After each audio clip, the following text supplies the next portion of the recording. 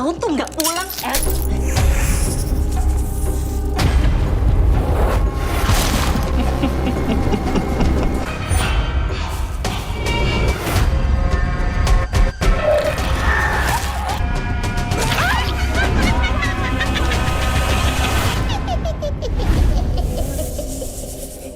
Hello guys, কেমন আছো সবাই? আশা করি সবাই খুব ভালো আছো। গাইস, আজকে আমরা খুবই লেটেস্ট একটা ইন্দোনেশিয়ান সিনেমা সম্পর্কে জানতে চলেছি। সিনেমাটার TMDB রেট হচ্ছে 8.1 এবং এই ভৌতিক সিনেমাটি কিন্তু সত্য ঘটনার উপর নির্মিত। মানে আমরা প্রায় শুনে থাকি না যে একটা ফ্যামিলিকে কালো জাদু করা হয়েছে বা জাদু বান করা হয়েছে। তো ইন্দোনেশিয়ার একটা পরিবারকে ধ্বংস করতে এরকম বান করা হয়েছিল। তো সেই পরিবারের কাহিনী নিয়ে মূলত এই সিনেমাটি তৈরি করা হয়েছে এবং এই সিনেমার গল্পটাও কিন্তু লিখেছে ওই পরিবারের ভিকটিম একজন। তো খুব ইন্টারেস্টিং একটা সিনেমা এবং আমার দেখা কালো জাদুর রিয়েলিস্টিক সবচেয়ে ভয়ঙ্কর একটা সিনেমা। তো চলো আমরা দেখে আসি ছোট্ট একটা ব্রেকের পরে। তুমি কাইন্ডলি ব্রেকটা স্কিপ করে মূল ভিডিওতে চলে যাও। স্বাগতম প্রিয় বন্ধুরা, তোমরা কি একঘেয়েমিতে ভুগছো? তাহলে মজা পাওয়ার জন্য আজকের বিষয়টি একদম উপযুক্ত তোমাদের জন্য। এখানে তোমরা বিভিন্ন খেলার ফলাফল জানতে পারবে, খেলা সরাসরি দেখতে পারবে এবং ভবিষ্যৎবাণী করার মতো মজার একটি অংশও রয়েছে, যেখানে তুমি অনুমান করতে পারো কোন দল জিতবে, কতটা ব্যবধানে ইত্যাদি। এতে রয়েছে আকর্ষণীয় পুরস্কার জয়ের সুযোগ, বিলাসবহুল গাড়ি,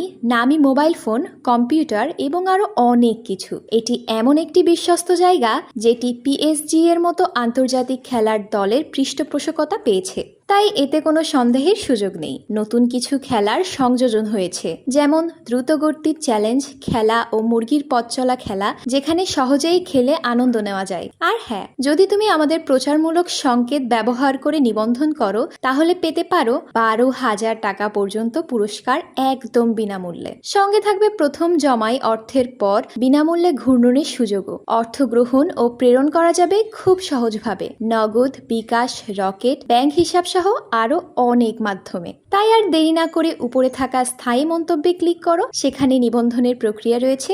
শুধু আমাদের প্রচার সংকেতটি ব্যবহার করলেই তুমি বোনাস পেয়ে যেতে পারো। তো সিনেমার শুরুতে আমাদেরকে বলা হয় এটা হচ্ছে ডিসেম্বর 2001 সাল, মানে তখন আমি ক্লাস 5-এ পড়ি আর কি। তো এখানে আমরা যে দম্পতিকে দেখতে পাই তার একজনের নাম হচ্ছে এডি আর একজনের নাম হচ্ছে জুমিয়াতি। তবে জুমিয়াতিকে আমরা সংক্ষেপে জুম বলবো। তো জুম একটা বিউটি পার্লার চালায়, তার দুটো সন্তান রয়েছে আর তার বড় মেয়ের নাম হচ্ছে ভিতা আর ছোট ছেলের নাম হচ্ছে ডুই। আর এইদিকে এডি খুবই হ্যান্ডসাম আদর্শ একজন স্বামী এবং সে এমন একটা বাবা যে তার সন্তান এবং স্ত্রীকে খুবই ভালোবাসে এবং তাদের সকল চাহিদার প্রতি খেয়াল রাখে এবং সবাইকে অনেক খুশি রাখারও চেষ্টা করে। তো এডি প্রতিদিন বিকাল 5টায় তার নিজের কাজ শেষ করে বাড়িতে ফিরে আসে আর বাচ্চাদের সাথে সময় কাটায় এবং বাচ্চাদের প্রয়োজনীয় চাহিদার প্রতি খেয়াল রাখে। আর অন্যদিকে জুমের সেলুনে অনেক কাস্টমার আসে, যে কারণে প্রতিদিন তার বাড়ি ফিরতে একটু দেরি হয়ে যায়। তো এই জন্য বাচ্চারা মায়ের উপর একটু বেশি বিরক্ত, ফলে মায়ের সাথে তাদের সম্পর্ক খুব একটা ভালোও নেই। আর তাই বাচ্চারা মায়ের চেয়ে বাবার সাথেই বেশি অ্যাটাচড। তো প্রতিনিয়ত এমন ঘটনার কারণে বাচ্চারা তার মায়ের সাথে কথা বলা বন্ধ করে দেয়। তো এই কারণে জুম অনেক কষ্ট পায় এবং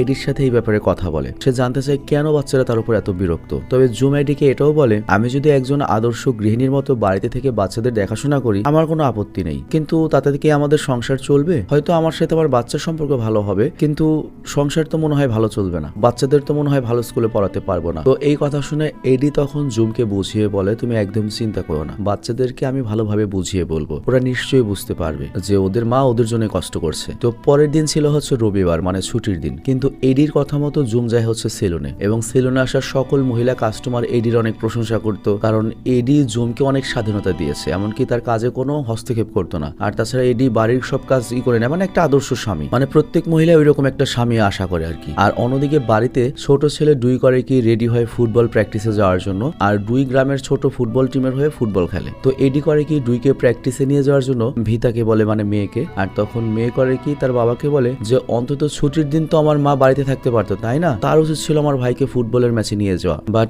এডি তার মেয়ে ভিতাকে বুঝিয়ে বলে, জুম সেলুনে কাজ করছে আর তোমার মা দিন রাত পরিশ্রম করছে তোমাদের ভালো ভবিষ্যতের জন্যই। বাট তখন ভিতা তার বাবাকে বলে, তুমি প্র্যাকটিসে নিয়ে যাও ওকে। বাট ওর বাবা এডি বলে, দেখো বাড়ির ধোয়া মোছা রান্না বান্নার অনেক কাজ রয়েছে, তোমার মা যেহেতু বাড়ি নেই, এগুলো তো আমাকেই করতে হবে, তো তুমি যাও তোমার ছোট ভাইকে নিয়ে ফুটবল খেলিয়ে নিয়ে আসো। তো বাবার কথা মতো ভিতা করেকে ছোট ভাই ডুইকে নিয়ে প্র্যাকটিসে যায়, কিন্তু কিছু সময় পরে ভিতার পেটে ব্যথা শুরু হয়। আর তাই সে ডুইকে ডেকে বলে যে আমি বাড়িতে যাচ্ছি, কিছুক্ষণ পর তোকে এসে আবার নিয়ে যাব, বাট তুই কিন্তু এখানেই থাকবি ততক্ষণ। তো এই কথা বলে ভিতা করে কি বাড়িতে যখন যায় কোথাও বাড়িতে বাবাকে দেখতে পায় না। তো ভিতার কাছে ব্যাপারটা খুব অদ্ভুত লাগে যে কই কাজ করছে। তো এরপর ভিতা যখন ওর বাবার বেডরুম খুলে তখনও দেখতে পায় যে ওর বাবা অন্য একটা মেয়ের সাথে ইন্টিমেট করছে, মানে রাশি ইউক্রেন করছে। তো এডির সাথে যে মেয়েটা ছিল ওইটা আবার ভিতার মা জুমের রেগুলার কাস্টমার। তো ভিতা তার বাবাকে যখন এরকম বাজে অবস্থায় দেখে ওর তো পায়ের তলা থেকে মাটি সরে যায়। আর ভিতা ভাবতে থাকে আমার বাবা এত ভালো মানুষ হওয়ার পরেও এইরকম একটা কুরুচিপূর্ণ কাজ কিভাবে করতে পারে। কিন্তু এডিও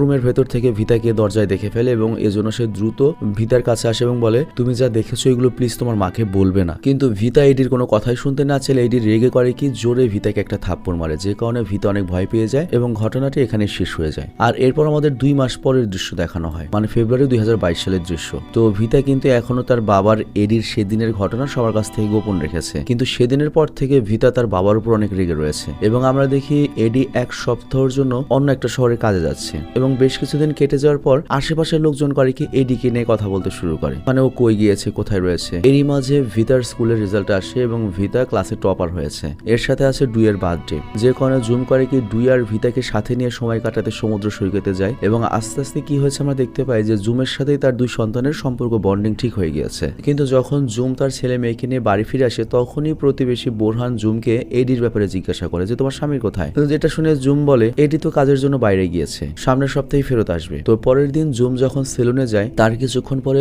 ডুই আর ভিতা যায় হচ্ছে টাকার জন্য তার মায়ের কাছে সেলুনে, এবং সেখানে ভিতা আশ্চর্যজনকভাবে সেই মেয়েটিকে দেখে যার নাম হচ্ছে রিনা। এবং রিনা হচ্ছে সেই মেয়ে যার সাথে ওর বাবাকেও ইন্টিমেট হতে দেখেছিল। তো রিনাকে দেখে ভিতা তো চিনতে পারে এবং বেশ অবাক হয়। আসলে সেই দিন রিনাও কিন্তু ভিতাকে দরজায় দেখেছিল, তবে এখন সে ভিতাকে দেখে কিছু না বললেও কিছুটা দূরে গিয়ে আবার ফিরে তাকিয়ে ভিতার দিকে একটা দুষ্ট হাসি দিয়ে চলে যায়। আর তারপর রাতের বেলা ভিতা যখন বিছানায় শুয়ে এগুলো ভাবছিল ঠিক তখনই ভিতা বাইরের থেকে কোনো একটা কিছু শব্দ শুনতে পায়। আর এরপর বিছানা থেকে উঠে গিয়ে ভিতা তার মায়ের রুমের দরজা খুলে দেখে রুমে তার মা নেই। আর তখনই জুম ভিতা ঠিক পেছনের দেয়াল দিয়ে ঝুলে বাইরে চলে যায় এবং ভিতা তার মায়ের আয়রব বাইরে দেখে বের হয়ে এগিয়ে আসে এবং বাইরের একটা গাছের ডালে ভিতা তার মাকে সাদা কাপড় পরিহিত অবস্থায় বসে থাকতে দেখে এবং দেখতে দেখতে সে ভিতার সামনে আত্মহত্যা করে। খুব বিভৎস একটা দৃশ্য। তো চোখের সামনে মায়ের আত্মহত্যা দেখে ভিতা কান্না করতে শুরু করে। আর ঠিক তখনই ভিতা বাড়ির ভেতরে ওর বাবা আর রিনাকে দাঁড়িয়ে থাকতে দেখে। আর ওরা দুজন জুম মারা গিয়েছে এটা দেখে বেশ স্বস্তি বোধ করে। আর এই সাথে ভিতার দুঃস্বপ্নটা ভেঙে যায় এবং ওই এরকম একটা ভয়ঙ্কর স্বপ্ন দেখে খুব ভয় পেয়ে গিয়েছে। তো যাই হোক পরের দিন ভিতা আর জুম করে কি প্রতিবেশী বোরহানের বাড়িতে একটা অনুষ্ঠানে যায়। আর বোরহান তখন এডির ব্যাপারে জিজ্ঞাসা করলে জুম জানায় এডি তো এখনো বাড়িতে আসেনি,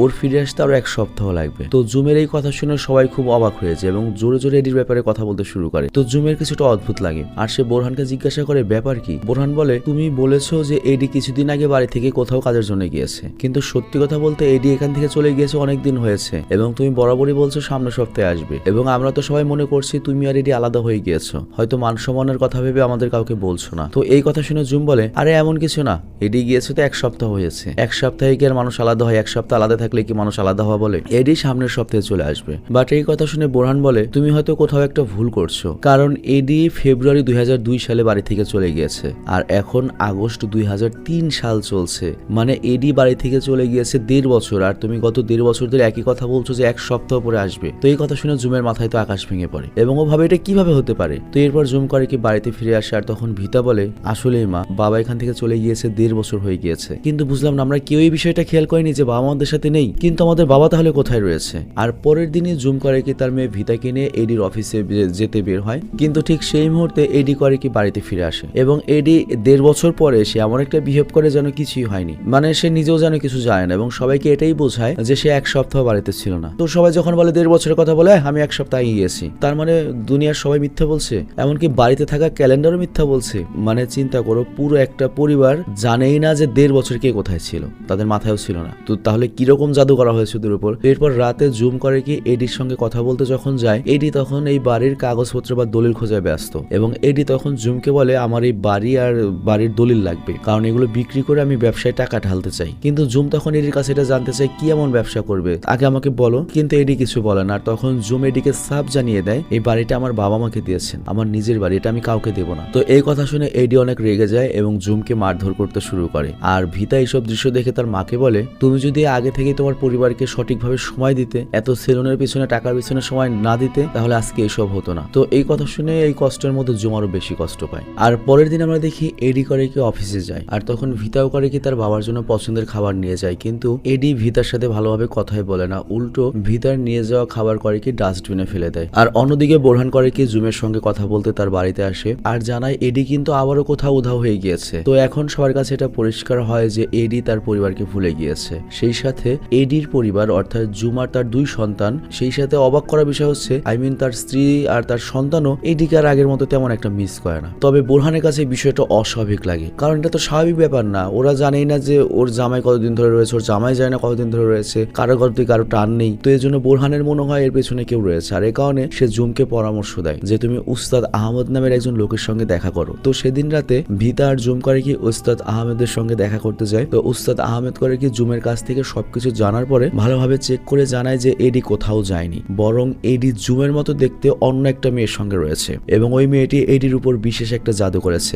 আর এটা এমন একটা জাদু যে জাদুতে এডি ওই মেয়ের মধ্যে জুমকে দেখতে পাচ্ছে এবং এডির মনে হচ্ছে সে তার পরিবারের সঙ্গে বা জুমের সঙ্গে রয়েছে। এবং এইখানে উস্তাদ আহমেদ তাদের একটা প্রাচীন রিচুয়ালের কথা বলে, যার নাম হচ্ছে সাপ্তা বন্দিতা রাতু। আর এই রিচুয়ালটি পৃথিবীতে 1000 বছর ধরে ব্যবহার করা হচ্ছে এবং এই রিচুয়ালটি আগে বিভিন্ন দেশের নেতারা অন্য দেশ দখল করার জন্য ব্যবহার করত, কিন্তু বর্তমান সময়ে এই প্রাচীন রিচুয়াল খারাপ কাজের জন্য ব্যবহার করা হয়। এবং এই রিচুয়াল এডির উপরে অন্য কেউ নয়, বরং রিনা একটা দূরের ত্রান্তিকের মাধ্যমে করেছে। অর্থাৎ এডিকে বশ করার জন্য রিনা সাপ্তা বন্দিতা রাতু রিচুয়ালের প্র্যাকটিস করেছে। আর ওইটা এমন ডেঞ্জারাস একটা প্র্যাকটিস, সেখানে 3 দিন 3 রাত কোনো কিছু না খেয়ে সম্পূর্ণ নীরবে এই রিচুয়ালটা সম্পূর্ণ করতে হবে। এবং আমরা দেখি রিনা এই রিচুয়ালটা শুরু যখন করে তখন রিনার কাছে অনেক বড় একটা অজগর সাপ এসে পেঁচিয়ে ধরে, কিন্তু রিনা ভয় পায় না, সে গভীর ধ্যানে মগ্ন হয়ে থাকে। আর এরপর আরো অনেকগুলো ছোট ছোট সাপ এসে রিনাকে ঘিরে ধরে, কিন্তু তারপরও রিনা শান্ত হয়ে বসেছিল। আর এভাবে 3 দিন রিচুয়াল সম্পূর্ণ করার পরে তান্ত্রিক তখন রিনাকে বলে যে এখন সে যে পুরুষকে নিজের করে পেতে চাইবে সে অবশ্যই পাবে। তো বাড়িতে ফিরে আসার পরে রিনা করে কি আরো একটা ব্লাড রিচুয়াল করে, যার মাধ্যমে এডির চোখ আর হৃদয় সিল করে দেয় সে। সেই সাথে এডির পরিবারের কাছে সে এডিকে একজন অপরিচিত করে তোলে এবং রিনা এরপর নিজের উপর রিচুয়াল করে এডির কাছে নিজেকে জুমের মতো চেহারার এবং সৌন্দর্য ফুটিয়ে তোলে। আর এ কারণে রিনা তখন ভিতাকে দেখে দুষ্ট হাসি দিয়েছিল যে তুই কিছুই করতে পারবি না। তবে রিনা কেন এডির উপর দুর্বল হলো? অ্যাকচুয়ালি এডির প্রশংসা সকল মহিলারা করতো সেলুনে, তো ও এডিকে দেখতে দেখতে পছন্দ করে ফেলে এবং কল্পনা করতে করতে একটা সময় ওর আকাঙ্ক্ষা হয়ে ওঠে যে এডিকে ওর লাগবে। তো এ কারণে সেই রিচুয়াল করে এবং এই জন্য দেখা যায় যে এডির কাছে এডির পরিবার অপরিচিত হয়ে যায়। আর এভাবে একদিন দুদিন নয়, মাসের পর মাস কেটে বছর পেরিয়ে গিয়েছে এবং এডি বর্তমানে রিনার কাছেই থাকছে। তো এইগুলো শুনে তো তোমার জুম পুরো আকাশ থেকে পড়ে যায়। আর তখন ওস্তাদ আহমেদকে জিজ্ঞাসা করে এই জাদু কাটানোর কি কোনো উপায় নেই? তখন ওস্তাদ আহমেদ বলেন যে একমাত্র আল্লাহ সবকিছু ঠিক করতে পারেন, তোমরা নামাজ পড়ে আল্লাহর কাছে চাও, সব যেন ঠিক হয়ে যায়। তো এরপর জুমার ভিতা করে কি বাড়িতে এসে নামাজ পড়ে যাতে সবকিছু ঠিক হয়ে যায়, কিন্তু তখনই এডি আর জুমের একটা ছবিতে জুমের ঠিক মুখের উপরের ফ্রেমে গ্লাসটা ভেঙে যায়। আর পরের দিন জুম যখন সেলুনে যায় তখন তার সেলুনে কাস্টমার আগের তুলনায় অনেক কমে গিয়েছে।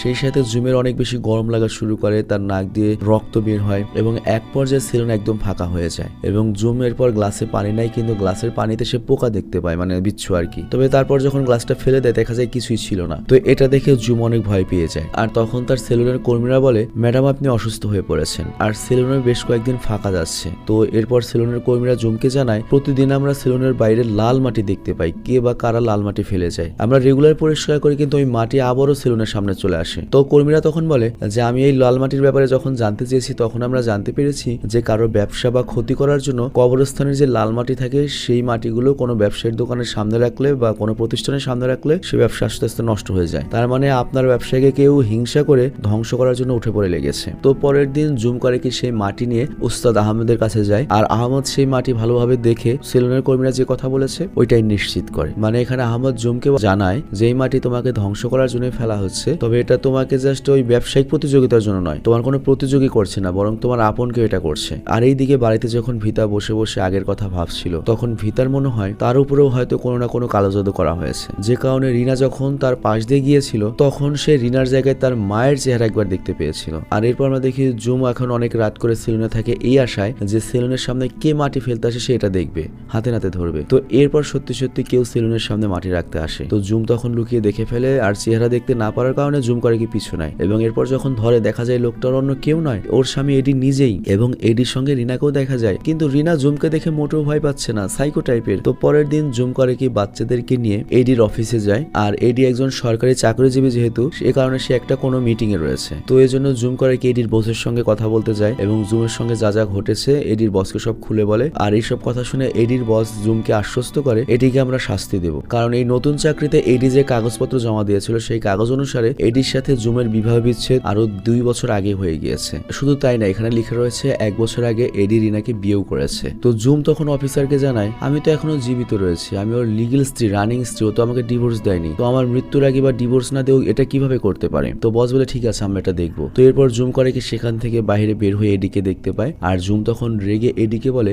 যেহেতু তুমি আমাকে ডিভোর্স দাওনি তাহলে আমাকে ডিভোর্স দাও, আমার জীবন থেকে চলে যাও, সমস্যা নাই, তাহলে আমার জীবন বা আমার সেলুন ব্যবসা নষ্ট করতে চাইছো কেন? তুমি তো কখনোই আমাদের চাহিদা পূরণ করতে পারোনি, এই জন্যই তো আমাকে সেলুন চালাতে হয়েছে, কিন্তু আমি তো এই ব্যাপারে কাউকে কোনো কমপ্লেন করিনি। কিন্তু এইসব কথা শুনে এডি উল্টো জুমের উপর রেগে যায় এবং বলে, তোদের সাথে আমার কোনো সম্পর্ক নেই। আর অন্যদিকে রিনা তার সেলুন ব্যবসা শুরু করেছে, নতুন সেলুন ব্যবসা, তার ব্যবসা খুব ভালো চলছে এবং কাস্টমার অনেক ভিড় জমাচ্ছে। তো এরপর একদিন আমরা দেখতে পাই রিনা আর এডি ওই ত্রান্ত্রিকের কাছে যায় আর সেখানে রিচুয়ালের মাধ্যমে এবং তারা কালো জাদুর সত্তার কাছে অনেক টাকা এবং এডির প্রমোশন পেতে সাহায্য চায়। তো কাজেংরা তো তখন তাদেরকে বলে, এসব পেতে তোমার বিশেষ কোনো একটা কিছু বলি বা ত্যাগ করতে হবে। তো লোভী এডি এই কথায় রাজি হয়ে যায় প্রমোশনের জন্য। আর পরের দিন চুপিসারে এডি করে কি জুমের রুমে যায়, সে করে কি জুমের চুল, ছেলের ফুটবল জার্সি এবং মেয়ের চুলের ক্লিপ চুরি করে নিয়ে যায়। তার মানে বুঝতেই পারছো লোভী এডি তার পরিবারকেই ত্যাগ করতে প্রস্তুত বা স্যাক্রিফাইস করতে প্রস্তুত। আর এইদিকে রিনা এডিকে বোঝায়, তুমি যা করছো ঠিক করছো, কারণ তোমার ওই পরিবারের জন্যই তুমি জীবনে পুরোজীবীর মতো আটকে রয়েছো, এগোতে পারছো না। ওদেরকে সরিয়ে দিলে আমরা দুজন ধনী হয়ে যাবো, তারপর সারা জীবন আমরা দুজনের সুখে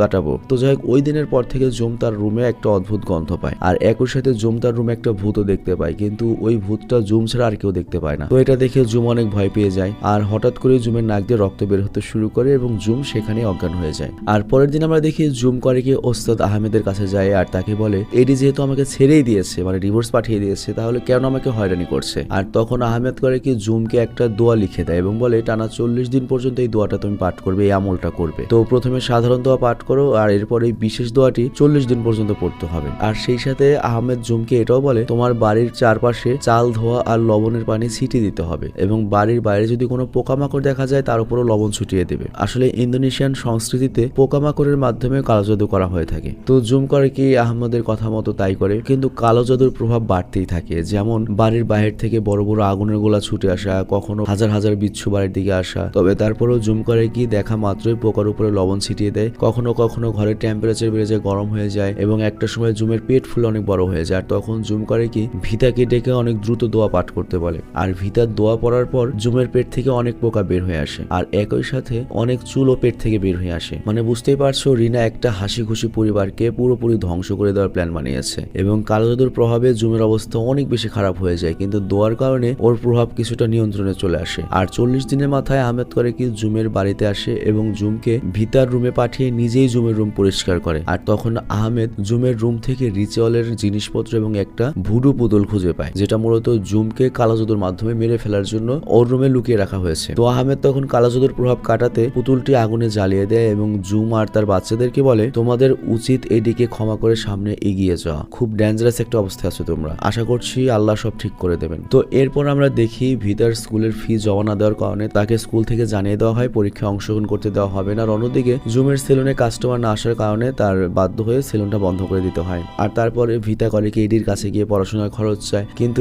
এডি ওকে অস্বীকার করে বকাঝকা করে তাড়িয়ে দেয়। তো এই কারণে ভিতা এত রেগে যায় যে ও করে কি ওই রিনার সেলুনে যায় এবং রিনাকে দেখা মাত্রই চট থাপ্পুর কিল ঘুষি মেরে সেলুন ভাঙচুর করা শুরু করে, কারণ ওর কারণে ওদের সুখী পরিবার ধ্বংস হয়ে গিয়েছে। কিন্তু ওই সময় রিনা করে কি হেল্প চাওয়ার জন্য সেলুন থেকে বের হয়ে রাস্তায় চলে আসে আর তখন একটা চলন্ত বাইকের সাথে ধাক্কা লেগে রিনা রাস্তায় পড়ে যায়। কিন্তু এইটা দেখে এডি উল্টো করে কি তার মেয়ে ভিতাকে অনেক মারে এবং আজে বাজে কথা বলে এবং সেখান থেকে চিরদিনের মতো চলে যেতে বলে। আর তখন ভিতা তার বাবাকে বলে, বাহ তুমি আমাকে তাড়িয়ে দিচ্ছ, কিন্তু আমি তোমাকে অভিশাপ দিলাম, তুমিও শান্তিতে থাকতে পারবে না, তোমার আমাদের কাছে ক্ষমা চেয়ে তারপর মরতে হবে, আর এই পয়েন্টটা মনে রেখো। তো যাই হোক, এরপর বাড়ি ফিরে ভিতা অনেক কান্না করে আর তখন জুম তাকে জড়িয়ে ধরে সান্ত্বনা দেয়। আর পরের দিন জুম করে কি তার গহনা বিক্রি করতে যায় আর তখন সে ওখানে রিনাকে দেখে। তো জুম করে কি রিনাকে ফলো করে এবং দেখে যে রিনা একটা কালো ছাগল নিয়ে বাড়ি যাচ্ছে। তো জুম রিনার কাছে যায় আর বলে, তুমি আমার সংসার ধ্বংস করে দিয়েছো, আমার সবকিছু কেড়ে নিয়েছো, কিন্তু তুমি তোমার এডিকে চেয়েছিলে তাই না? ঠিক আছে, তুমি এডিকে তোমার কাছে রাখো, তোমার সাথে আমার আর কোনো অভিযোগ নেই, কিন্তু আমার পরিবার থেকে প্লিজ দূরে থাকো,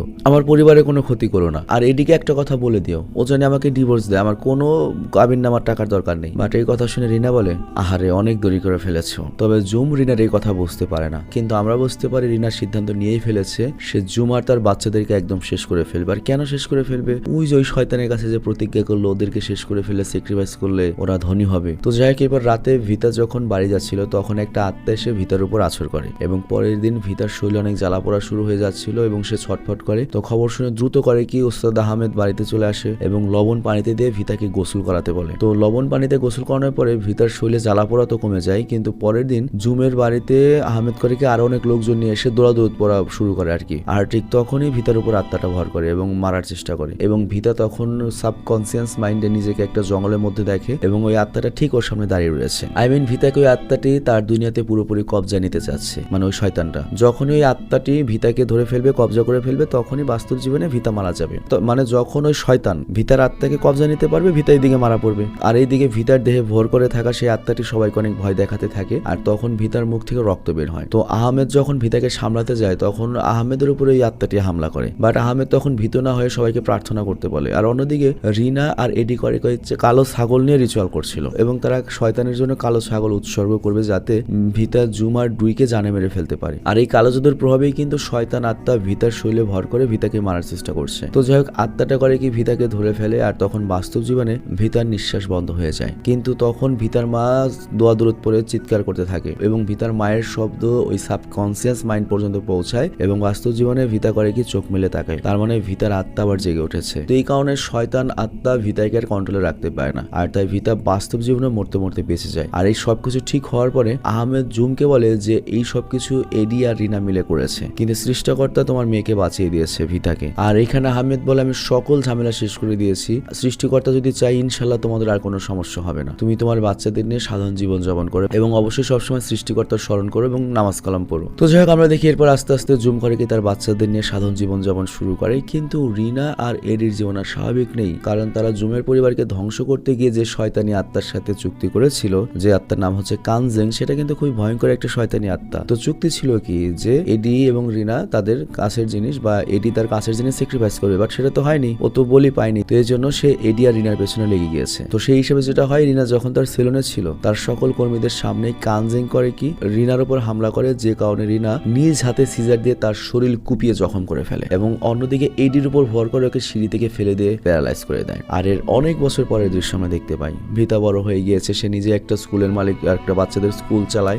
জুমের সেলুন আগের মতো অনেক ভালো চলছে, ডুইও অনেক ভালো ফুটবল প্লেয়ার হয়েছে, মানে ভয়ঙ্কর পরিস্থিতি তারা একসাথে সামলে নিয়ে এখন সুখী পরিবার হয়েছে। হয়তো তার বাবা নেই কিন্তু সুখী পরিবার। তবে সবচেয়ে বেশি কষ্টের ব্যাপার হচ্ছে ওদের কোনো দোষও ছিল না, বিনা ভুলে বিনা দোষে শুধুমাত্র রিনার জাদুর কারণে, ওর হিংসার কারণে ওরা অনেক সাফার করেছে। তো হঠাৎ করে এই ভিতার তার ছোটবেলার কথা মনে পড়ে এবং ভিতা করে কি অনলাইনে রিনার খোঁজ করে আর এরপর ভিতা করে কি সেই ঠিকানায় যায় এবং তার বাবা এডিকে দেখে যে এখন প্যারালাইজড হয়ে পড়ে রয়েছে। তো বাবাকে এমন অবস্থায় দেখে ভিতা অনেক ইমোশনাল হয়ে পড়ে। আর ভিতা এবারও তার বাবার পছন্দের খাবার নিয়ে গিয়েছিল, যেভাবে এর আগেও ভিতা তার বাবার জন্য অফিসে খাবার নিয়ে যেত। তো রিনা কিন্তু এখন ওর বাবার দেখাশোনা করছে, মানে রিনা আসলে ওর বাবাকে ভালোবাসতো আর কি। তো রিনা যখন বাড়িতে ফিরে আসে তখন ভিতা রিনাকে তার বাবার খেয়াল রাখতে বলে এবং সেখান থেকে চলে যায়। আর এই ঘটনাটা কিন্তু এই ভিতার সাথে বাস্তবে ঘটেছিল এবং এই পুরো কাহিনীটি ভিতাই নিজ মুখে বলেছে এবং লেখক ওর গল্প থেকেই এই সিনেমাটির গল্প লিখেছে। তো ভিতা পুরো ঘটনাটি নিজের মুখে যেভাবে বর্ণনা করেছে আর সেভাবেই সিনেমাটি হয়েছে। তো এখানে ভিতা জানায় তার ভেতরের সমস্ত ঘৃণা সে ভুলে গিয়েছে। সেই সাথে ভিতা এটাও বলে যে এই মুভিতে দেখানো সবকিছুই বাস্তব এবং আমাদের পরিবারের সাথে ঘটেছে। হয়তো ওই ভূত প্রেতের ব্যাপারটা অতিরঞ্জিত সিনেমাতে দেখানো হয়েছে, কিন্তু এগুলো অ্যাকচুয়ালি আমাদের সাথে ঘটেছে। তো এরপর একদিন হয় কি রিনা ভিতাকে কল দেয় এবং বলে এডি খুব অসুস্থ, কিন্তু তুমি যদি তোমার বাবাকে ক্ষমা না করো তাহলে সে মুক্তি পাবে না। তোমাদের নিশ্চয়ই মনে আছে ভিতা তার বাবাকে অভিশাপ দিয়েছিল যে আমাদের কাছে ক্ষমা না চাইলে তুমি মরতেও পারবে না, মানে অভিশাপ কাটবে না। তো সে অভিশাপে রয়েছে। তো ভিতা তার বাবাকে ক্ষমা করে দেয় এবং সর্বশেষ ওর বাবা গত বছর মানে 12 ফেব্রুয়ারি 2025 সালে ওর বাবা মারা যায় এবং রিনা এখনো সেই পাপের শাস্তি ভোগ করছে, মানে এখনো বেঁচে রয়েছে। তো এখানে এই সিনেমাটি শেষ হয়ে যায়। তো এই সিনেমা দেখে আমি একটা কথাই বলবো, খুবই বাস্তবধর্মী একটা সিনেমা। যারা এগুলো সাফার করেছে তারা এগুলো বিশ্বাস করবে, যারা এগুলো সাফার করেনি তারা বলবে হে বালসাল হয় নাকি যে জিন খালি বাংলাদেশে অমুক দেশেই থাকে। কেন থাকে আমি বলি, আমাদের মুসলিমের মধ্যেই মনে করো জিন টিন বা এই ধরনের ভালো জিনিসও আছে, খারাপ জিনিসও আছে। তো কিছু মানুষ থাকে যে নামাজ কালাম পরে কিন্তু মানুষের খারাপ করে, এরকম অনেক মানুষই আছে। ইভেন আমি নিজেও এর ভিকটিম ছিলাম। আমি এর আগেও কয়েকটা ভিডিওতে হয়তো বলেছি। একবার আমি একটা স্বপ্ন দেখলাম যে আমাদের পরিবারের সবাই মারা গিয়েছে এবং আমি মৃত্যুসজ্জায় রয়েছি, আমার শরীরে পচে গিয়েছে, আমি মারা পড়বো, আমার পুরো ফ্যামিলি শেষ। আমি এটা ফেসবুকে পোস্ট দিয়েছিলাম অনেক আগে। তখন দেখি আমার পাশে সুমন ভাই, রব্বেল, মানে আমার সাথে যারা কাজ করা রয়েছে এবং এখানে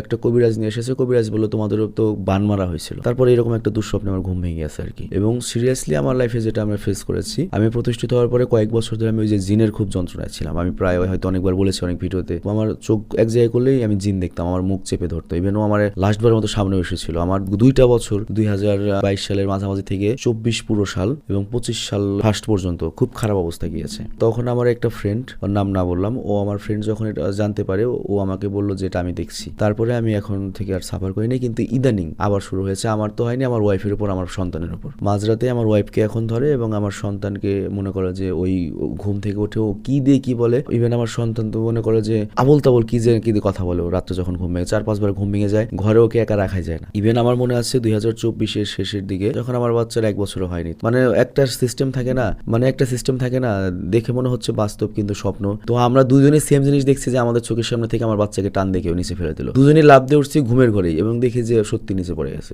এগুলো অবিশ্বাস্য লাগতে পারে তোমার, কিন্তু আমি সাফার করেছি। আর এগুলো কি কারা করে? এগুলাদেরও আমি আমার এলাকায় প্রতিষ্ঠিত হয়েছি। কিছু ফকিনের বাচ্চারা আছে, ছোট লোকের বাচ্চা, যারা জীবনে প্রতিষ্ঠিত হবে না, কিছু করতে হবে না, ওদের সর্বোচ্চ ক্ষমতা এগুলোই। যেমন চিন্তা করো, ওই পাঠা নিয়ে, মুরগি নিয়ে, এগুলো নিয়ে কালো জাদু কারা করবে? শিক্ষিত ভালো মানুষরা করবে না, এগুলো ছোট লোকরাই করবে। তো এই ছোট লোকরা জেনারেলি সমস্যা, ওরা নিজে কিছু করতে পারে না, কারো ভালো কিছু দেখতে পায় না। এবং আমি এটা সাফার করছি আমি প্রতিষ্ঠিত হওয়ার পরে। আরেকটা ব্যাপার হলো, আমরা মুসলমান জাতি হিসেবে খুবই খারাপ। তুমি আমাকে গালি দিতে পারো, আমরা এত খারাপ জাতি, তুমি বিশ্বাস করো, দোষ খালি ইসরায়েল বা আমেরিকান গো, কিন্তু মুসলমানরাই কোন মুসলমান দেশে শান্তিতে আছে? আরেকটা ব্যাপার দেখো, মুসলমানরা ফিলিস্তিনে খুব করা, রাস্তায় যে এইটা করো ওইটা করে, ইসরায়েল যে এইটা করবো, কিন্তু প্রতিবেশীরা দেখতে পায় না। চাচা ভাইস্তার হক বোঝায় দেয় না। তোমার প্রতিবেশীর সাথে তোমার ভালো সম্পর্ক, তোমার আত্মীয় স্বজনের সাথে তোমার ভালো সম্পর্ক, তারা তোমার ভালো চায়। ফিলিস্তিনের জন্য জান দিয়ে দিব, ফিলিস্তিনের জন্য কি পাঠান, খাবার পাঠান, কিন্তু পাশের বাড়ি খোঁজ খবর রাখে। ভাই, উই আর হিপ্রোকেট। মুসলিম কান্ট্রিতে এইসব জাদু টাদু বেশি হয়ে থাকে। আমার কথা তোমার খারাপ লাগতে পারে, কিন্তু তুমি একবার ভেবে দেখো, সমস্যা ইহুদি খ্রিস্টান গোনা। খ্রিস্টানে মিল আছে, ইহুদিরে খুব সম্মান করে। ইসরায়েলের খারাপ বলো, ইসরায়েল ইহুদিকেও জন্য তো ভালো, কিন্তু একটা মুসলিম কান্ট্রি দেখাও যেখানে মুসলমানদের জন্য তারা ভালো, বা ইসরায়েল যেভাবে ইহুদিদের প্রোটেক্ট করছে ওইভাবে আমাদের প্রোটেক্ট করছে। একটা জায়গায় দেখো, কোথাও নাই। না পাকিস্তানের শান্তিতে আছে, না আমাদের দেশে, না আফগানিস্তানে। আর তুমি সভ্য কান্ট্রি বলতে কাতার, দুবাই দেখাবে। কাতার, দুবাইতে তুমি উগ্র কোনো কিছু করতে পারবে? ওরা ওই হিসেবে চলে, একবারে স্ট্রেট কাট নিয়মে চলে ওরা। তো যাই হোক, এই পয়েন্টটা তুমি মনে রেখো যে আমাদের সবচেয়ে বড় সূত্র আমরাই। আমরা যারা একসাথে বসবাস করি তাদের দেখা পাই না, কিন্তু ফাঁকে কে আছে তার জন্য আমরা জান দিয়ে দিম, তার জন্য আমরা যুদ্ধ করবো, এটা করবো। কিন্তু প্রতিবেশীর সাথে জমি জমা এক হাতের জন্য কুবাকুবি করে মেরে ফেলাম। প্রতিবেশী উন্নতি করলে তারা আমরা শেষ করে দিব। প্রতিবেশী উন্নতি করলে আমার যন্ত্রণায় ঘুমায় না, প্রতিবেশীরা আমার হিংসা করতে দেবো। তো এই হচ্ছে আমরা। তো যাই হোক, আমি বিদায় নিচ্ছি। ভালো থেকে সুস্থ থেকো। আমার কথা যদি তোমার কষ্ট লাগে, আমার কিছু করার নেই। আমি একবারে মন থেকে অনেক দুঃখ নিয়ে বলছি, কারণ আমি নিজেও মুসলিম, প্র্যাকটিসিং মুসলিম। আমি বিদায় নিচ্ছি। আল্লাহ হাফেজ।